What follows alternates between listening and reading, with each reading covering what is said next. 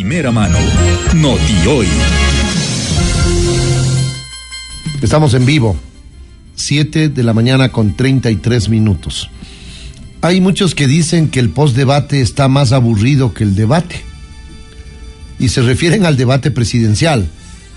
Algunos analistas visibilizaban que el postdebate será el que marque las diferencias y el que pueda provocar que aquellos indecisos, que para Sedatos es un 37,5% del electorado y para Comunicaliza cerca del 12%, pueda decidirse en estos días que restan hasta el 15 de octubre, en donde debemos decidir entre Luisa González de la Revolución Ciudadana y el señor Daniel Noboa de la Alianza Democrática Nacional, ADN. Estamos expectantes los ecuatorianos y le quiero preguntar cómo mira la clase laboral esta decisión tan crucial que debemos tomar los ecuatorianos en los próximos días. Está conmigo en vivo el vicepresidente nacional de la CEDOCUT, una de las centrales que integra el Frente Unitario de Trabajadores, el señor Edwin Bedoya. Don Edwin, ¿cómo miran ustedes este panorama que tenemos que vivir los ecuatorianos con un jugador que no estaba previsto que ingrese a la cancha inclusive? Bienvenido, buenos días. Buenos días, estimado Wilson, un saludo a quienes hacen Radio Centro, un saludo a quienes nos escuchan por este importante medio. Bueno, yo creo que no solo de los trabajadores, la situación de los ecuatorianos en esta mira electoral es una situación de incertidumbre, digamos, porque si bien es cierto, los dos candidatos ya tuvieron su último debate, no dijeron nada nuevo de lo que no han dicho en las campañas, es decir, incluso el formato que estaba trazado en el debate no permitió de alguna manera profundizar los aspectos importantes que necesitaba el pueblo ecuatoriano. Entonces, por tanto, nosotros consideramos que para nosotros sí es compleja la situación de los ofrecimientos, incertidumbres, de lo que va a pasar en este año y medio, porque a la final tenemos que considerar los ecuatorianos que el gobernante que va a entrar va a estar año y medio y no va a poder sino establecer aspectos fundamentales como el tema que le preocupa a los ecuatorianos, que es el tema de la seguridad. Y como ejes transversales, digamos, el tema de seguridad con el tema del empleo, el tema de la educación y el tema de la salud, que son aspectos que le están preocupando al pueblo ecuatoriano. Entonces, en año y medio, todo lo que nos han dicho, hay cosas que implican una reforma constitucional, hay otros aspectos que se requiere dinero, que dicen que no hay en las arcas fiscales. Entonces, año y medio es complicado para todo lo que nos han ofrecido. Entonces, nos han ofrecido tanto que no sabemos de dónde va a salir el dinero, ni, como digo, hay algunos aspectos que requieren reformas constitucionales y, por tanto, vemos que a veces se vuelven demagógicas las propuestas que tienen los candidatos. Pero Edwin, se propone una consulta popular en los primeros 100 días. Eso es algo concreto. Y hay una facultad que le permite al presidente convocar a una consulta popular. Ahora habrá que ver cuáles son los contenidos, más allá de que ya esbozó al menos 2 preguntas en el transcurso del debate. Se habla de también gobernar con estos decretos económicos urgentes para tenerle ocupada a la nueva asamblea. Eso lo comparten ambos candidatos. ¿Sería posible visibilizar que teniendo problemas tan álgidos como los que vivimos, con inseguridad, con la falta de empleo, se pueda gobernar con estos mecanismos que han sido esbozados abiertamente por los candidatos? A ver, nosotros ya hemos tenido, y no es que no lo hemos vivido, hemos tenido lo que han significado unas asambleas en donde la mayoría hay una mayoría, más bien dicho, que no es gobernista, y en lo que se ha visto abocado, es decir, una serie de negociaciones, lo que ha permitido actos de corrupción en el tema de las negociaciones. Entonces, si se vuelve a ese esquema, ya sabemos los resultados que van a pasar.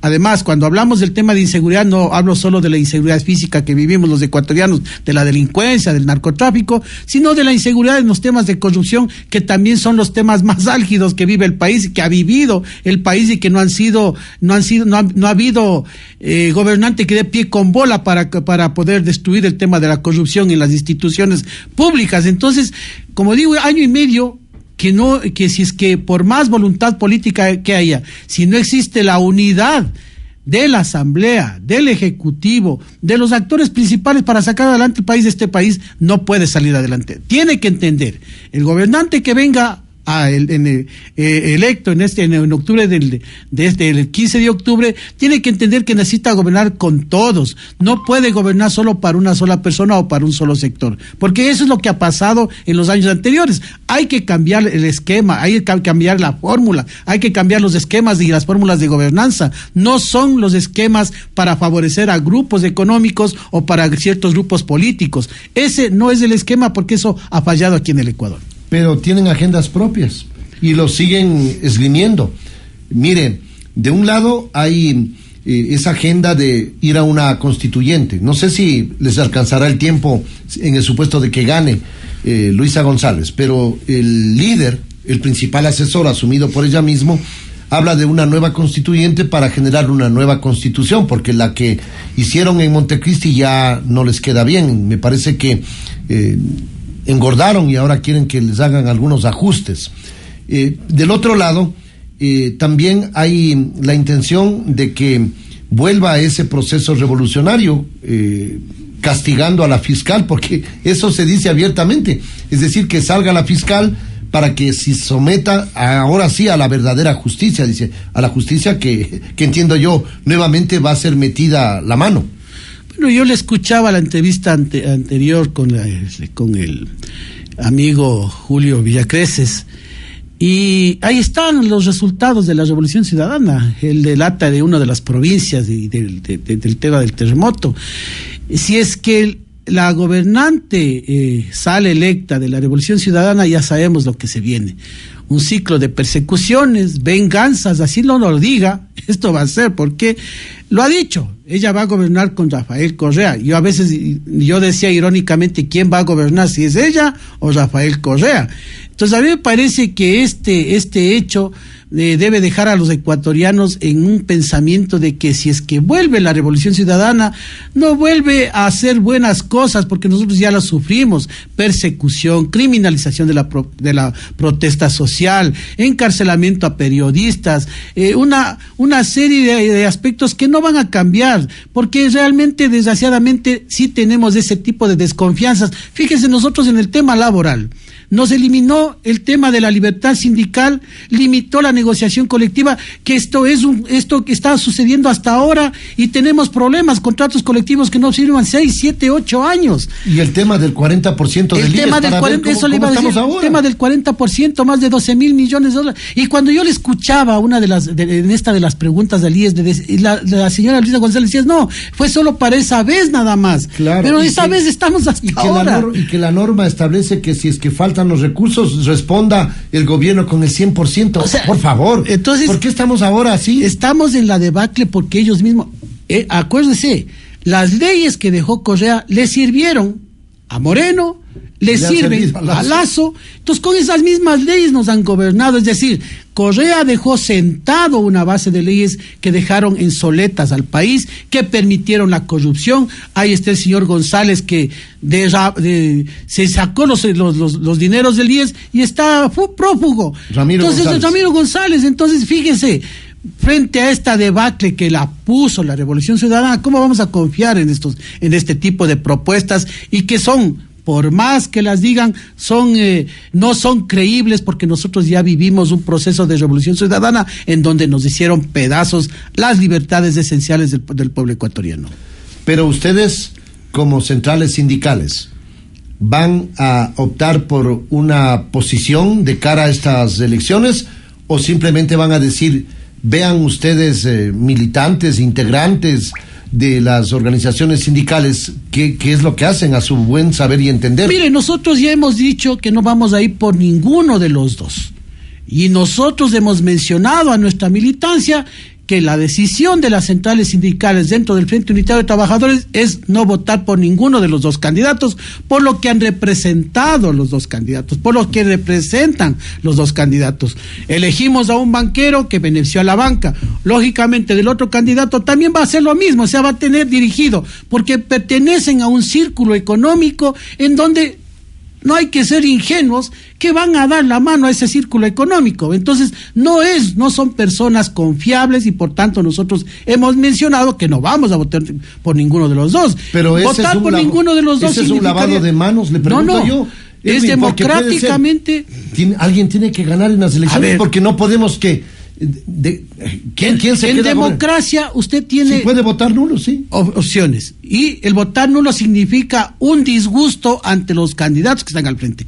¿Quién debe sintonizar ese disgusto? Son los candidatos.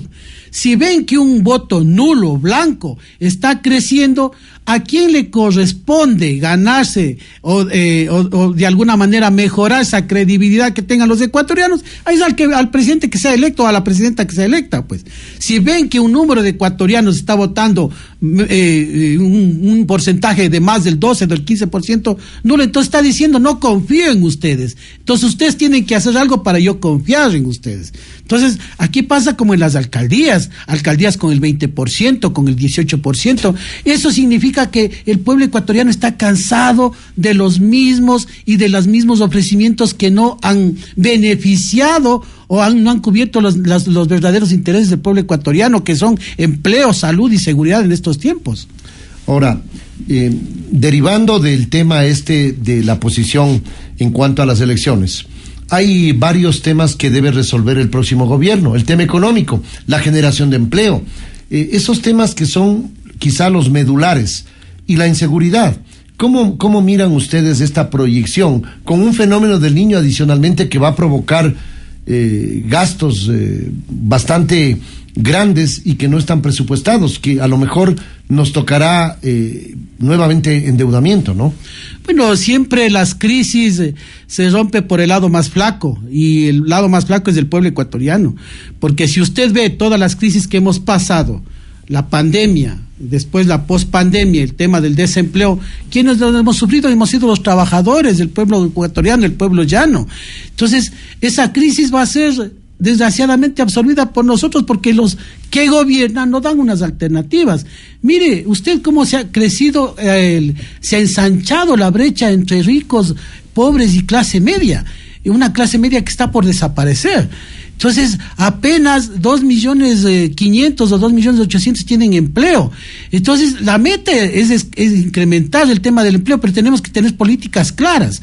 Mientras los más ricos se siguen enriqueciendo en la época de pandemia, las élites económicas, la revista Vistazo lo acaba de mencionar, del 12% de crecimiento en pandemia y en pospandemia. Entonces, ¿eso qué significa? Que tienen el dinero para poder, de alguna manera, ayudar e invertir en el país para generarse un empleo y mejorar el tema de los sueldos y salarios de los que tienen trabajo. Entonces, aquí sí se debe, por eso nosotros hemos llamado a una unidad nacional del pueblo, de los sectores económicos, trabajadores, para poder dar una viabilidad, porque no podemos aplicar la misma fórmula sabiendo que vamos a caer en crisis, pues. Pero dar viabilidad quiere decir que van a tener apertura, por ejemplo, para propuestas como la de generar empleo por horas, cumpliendo con las normas legales, porque eso han repetido en varias oportunidades el actual ministro y los anteriores ministros. Porque dicen, los dirigentes sindicales se oponen a que tengan o se abran plazas de trabajo para quienes no tienen trabajo, y están defendiendo las canonjías, derechos de los que sí tienen trabajo. Es decir, ustedes están defendiendo a esos 2,5 millones de casi 8 millones de población económicamente activa que se encuentra informalmente. Pero es lógico, si hay que defender a los que tienen empleo y hay que generar empleo, no podemos dejar de lado del uno o del otro también, pues hay que trabajar transversalmente, pues. Pero hay que defender más bien a los que no tienen empleo. El otro aspecto que usted me dice, el tema del trabajo por hora, mire, ya lo estamos viviendo ahora. Sí, ilegalmente lo estamos haciendo. Pero es que a la fuerza, porque no hay otra cosa. Hay un 60% de precarización. Significa que trabajadores que están en esta situación que está mencionando, el tema del trabajo por hora, ya lo están haciendo sin afiliación al Seguro Social, con el miedo de perder el empleo, y el trabajador asume, por miedo de perder ese poco de empleo que tiene, asume ese tipo de trabajos precarizados. ¿Eso queremos? Es decir, así tenga empleo, así sea precarizado, no importa, pero lo importante es que tenga empleo. Eso genera un problema adicional, porque al no estar con estabilidad, no tiene derechos y no hay aportes al IES, que es de rebote, eso me refiero, entonces, que de rebote merma la posibilidad de fondearse. Yo lo que le decía hace un rato, no podemos aplicar las mismas fórmulas cuando sabemos que en el pasado fracasó y en el presente está fracasando. Ya vivimos un trabajo por horas, ya vivimos una tercerización y desgraciadamente en el país se vivió una tercerización que precarizaba y un trabajo por horas que precarizaba. Existiendo ley, precarizó las condiciones de trabajo. Pero yo me voy a que... se terminó con la tercerización y cambió de nombre, ¿no? Así es, por eso le digo, o sea, mientras nosotros absorbemos el tema de la crisis, las élites económicas han crecido y eso lo demuestra la revista Vistazo y otras revistas, y ellos mismos dicen que han tenido un crecimiento importante. Las utilidades de las empresas de este país, las grandes empresas y las pequeñas empresas han crecido en un 2.2%. Es decir, hay un crecimiento para los que tienen empleo, eso es importante. Pero también vamos al otro aspecto, es el tema de inversión en el país.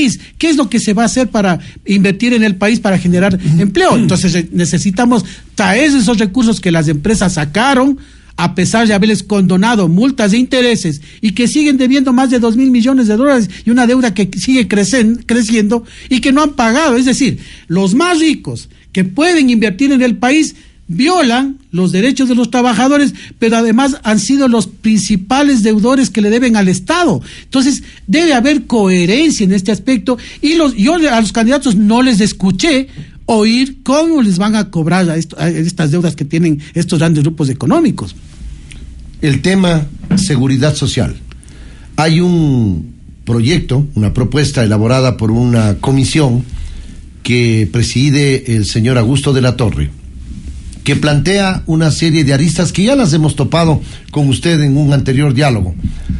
También es algo urgente, a su criterio, que debe ser adoptado por el nuevo gobierno, cambios, reformas que le den sustentabilidad al IES, porque caso contrario, y hay dificultades incluso para pagar las pensiones jubilares, Edwin. Si no hay apertura, si no hay mente abierta, open mind, dicen los gringos, vamos a seguir en lo mismo y en lo mismo, es decir, con una posición de defensa de que los derechos se cumplen y nos quedamos con una crisis que nos sigue pasando factura. Bueno, partamos de una propuesta que hizo el Frente Unitario de Trabajadores. Hay 12.000 millones de dólares, según las últimas cifras que nos entregaron, y pudimos conseguir que se debe del 40%. Más o menos podemos discrepar en este tema, pero el tema es que nosotros dijimos, vean, páguennos por partes. Pero es que no hay plata, pues, o sea si usted dice, páguenos los 12.000 millones de dólares y con eso seguimos felices y contentos. No. Pero si el gobierno está boqueando, está raspando la olla, pero ya viene el fenómeno del niño. Es un problema de la mala administración del gobierno. Pero le digo, es un problema de nosotros. A ver, más allá de que tenga la culpa este gobierno, el anterior, el antepasado, estamos viviendo una realidad, Edwin. O sea, y si es que nosotros le decimos, saque plata de donde usted quiera, endeúdese, vamos a terminar pagando nosotros mismos. Lo que le hemos dicho, y por eso le decía, que hay deudas que hay que cobrar, y que hay que saber cobrar, y que no se han cobrado. En todos estos años, ninguno de los gobiernos ha cobrado las deudas que tienen los empresarios. La deuda morosa que tienen los empresarios. Más de 2.000 millones de dólares. Entonces no podemos dejar de decir, bueno, el grueso de las deudas, y no es que de las deudas es de medianos empresarios, no, que ahora mismo están quebrados. Lo ha dicho públicamente 60%, el director del Servicio de Rentas Internas, lo sostiene el propio 60%, ministro de Finanzas. El último informe que nos pasó el expresidente del directorio del IES, al que le sacaron en el gobierno del presidente Lasso, ya empezaba a denunciar el tema de corrupción, el tema de salud, nos decía que hay un grupo, élites económicas, que le deben al Seguro Social y que son empresarios morosos que a pesar de haberles condonado las multas, no pagan y se siguen incrementando. Ahí está la renegociación con las telefónicas, que puede ser un ingreso importante para poder solventar este tema de las crisis. Es decir, hay propuestas, pero el tema es el compromiso político y la voluntad política de poder hacerlo, pues. No es que no hay dónde.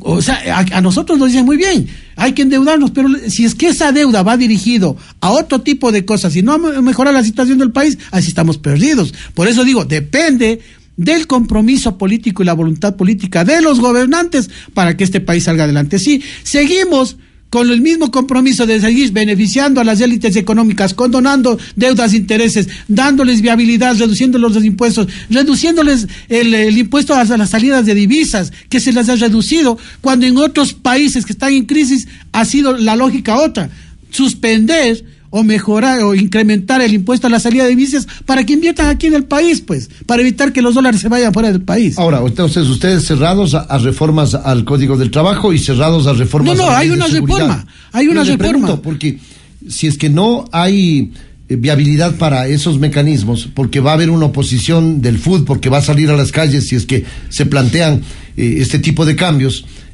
ahí entendemos que la posición de ustedes es clara, que todo esté como está. Es decir, un statu quo, sigamos así hasta estrellarnos contra la pared. Hay una propuesta del FUD que está en debate ya en la asamblea, con la asamblea que salió, está en la primera instancia, y la asamblea es la instancia de debate, pues. Hay que nos digan si tenemos o no tenemos la razón, y ahí saldrá el código de trabajo propuesto por los trabajadores. El tema del modelo económico es otro debate que tenemos que implementarlo.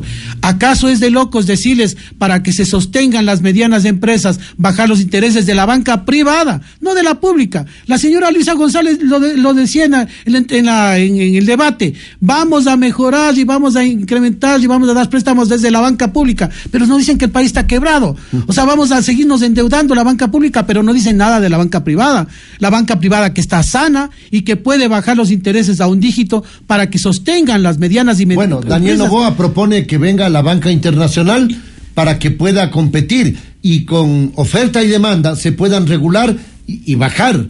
El tema es que se baje a un dígito y que asimismo les condonen las multas de intereses la banca privada a los pequeños y medianas empresas, que es uno de los golpes que han tenido. Entonces, sosteniendo, porque eso no le estoy diciendo porque me estoy inventando el agua tibia, ya ha pasado en otros países. En otros países protegieron, incentivaron, pagaron los sueldos a los trabajadores durante la pandemia el Estado para que sostengan las empresas. Aquí se hizo lo contrario. Pero entonces, es que si no hay recursos. Pero se hizo con préstamo. Si no hay recursos. Wilson se hizo con préstamo. Acuérdense que el Fondo Monetario Internacional les iba a dar $1,000 millones para esto. Y el gobierno lo que hizo es pagarle ahí está al Fondo Monetario. Mire lo que pasa en Argentina. En Argentina la situación ya no da para más. Hay una situación económica, o sea, multiplicada por... ¿Cuál fue la salida de esos gobiernos? ¿Por qué están así?